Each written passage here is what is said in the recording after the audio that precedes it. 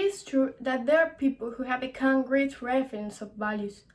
There are examples: St. Teresa of Calcutta, a Catholic nun of Albanian origin who cared for poor, orphans and lepers for more than 45 years; Martin Luther King, American pastor of the Baptist Church and an activist at the forefront of the civil rights movement for African Americans, protests against poverty and the Vietnam War; or Nelson Mandela, who was the first black president in his country and an activist against apartheid.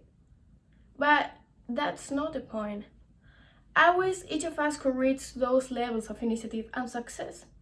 But the simple act of helping an elderly person to carry the purchase will generate the same feeling of satisfaction. Let's say that when we help someone, one of the regions of our brain is activated, to be more exact, the vertical striatum, which is usually activated in response to simple rewards, such as sex, chocolate, and money. And the fact that support also activates these regions suggests that it can be processed by the brain as a very basic type of rewarding experience.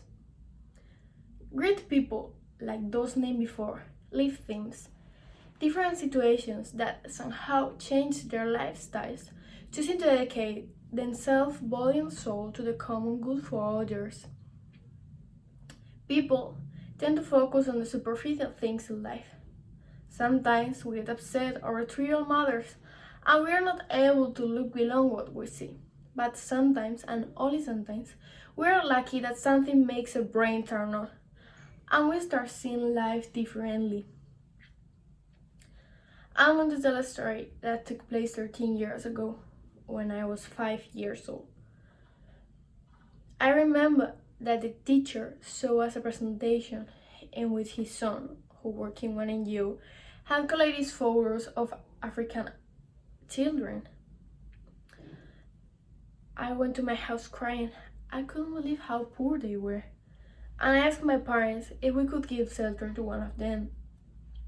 They told me that I was too young and that we couldn't do it because my little brother was recently born.